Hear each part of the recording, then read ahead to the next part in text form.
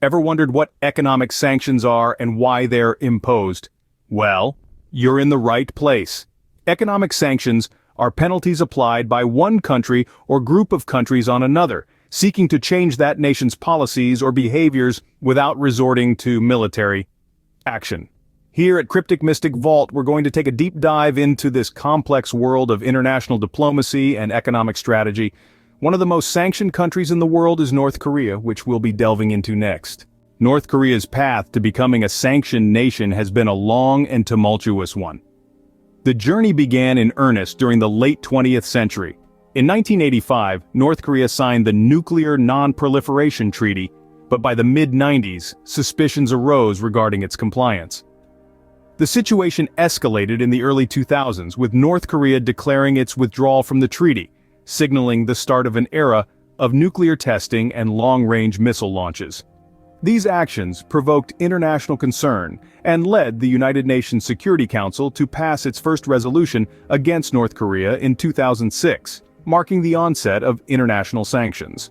Over the years, as North Korea continued its nuclear developments, the Security Council responded with further resolutions and increasingly stringent sanctions. These actions and developments have resulted in a variety of sanctions being imposed on North Korea. This history forms the backdrop to the current situation, a nation isolated and constrained by a web of global restrictions. Sanctions on North Korea have been wide-ranging, spanning from economic to scientific. Let's delve into these types first. Economic sanctions, the most common, have included restrictions on trade, such as bans on exporting North Korean coal and seafood, and limitations on oil imports. Military sanctions have restricted the provision of weapons and related technology to North Korea, while scientific sanctions have curtailed collaboration on nuclear research and technology. These sanctions have not been without their impacts. Economically, they have led to a contraction in North Korea's GDP and widened trade deficits. Agriculture and manufacturing, key sectors of the economy, have been hit hard as well. These sanctions have also indirectly affected everyday life in North Korea, with severe implications for food security and healthcare. Despite these challenges, North Korea has proven to be resourceful in its attempts to circumvent the sanctions. From establishing illicit trade networks to engaging in cybercrime, North Korea has explored various avenues to mitigate the economic impact of these sanctions. But the effects of these sanctions go beyond the economic sphere. They have reshaped North Korea's political landscape, affecting its relations with both allies and adversaries. The populace has also borne the brunt of these sanctions, with the population grappling with issues of food scarcity, limited healthcare access, and human rights violations. These sanctions have had far-reaching consequences, both politically and socially. As we move forward, it's crucial to consider the multifaceted effects of these sanctions on a nation and its people.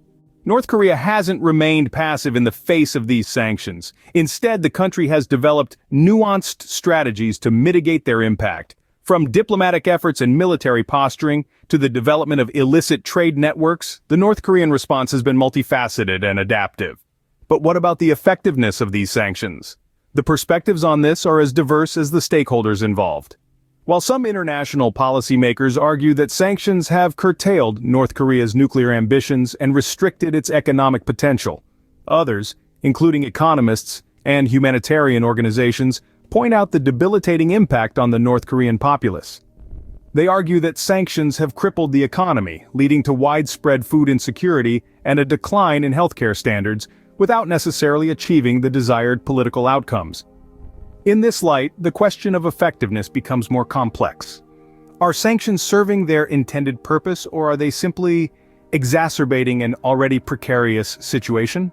The current status of sanctions against North Korea, as well as future prospects, paint a complex picture. The sanctions regime against North Korea is still very much in place, but the future is uncertain. As of today, economic, military, trade, and scientific sanctions remain, with restrictions on coal, seafood exports, and oil imports continuing to squeeze the nation's economy. Looking ahead, the geopolitical landscape is ever-changing. Diplomatic efforts are ongoing, with some advocating for an easing of sanctions to stimulate negotiations and others insisting on maintaining pressure until clear policy changes are enacted. Reflecting on our journey through this video, we've seen the complex interplay between sanctions, political objectives, and humanitarian considerations. We've explored how North Korea's actions led to the imposition of sanctions, the diverse impacts these have had on the country's economy and populace, and the nation's attempts to circumvent these restrictions. As we've seen, the world of sanctions is complex and multifaceted, and North Korea provides a striking case study of their potential impacts and challenges.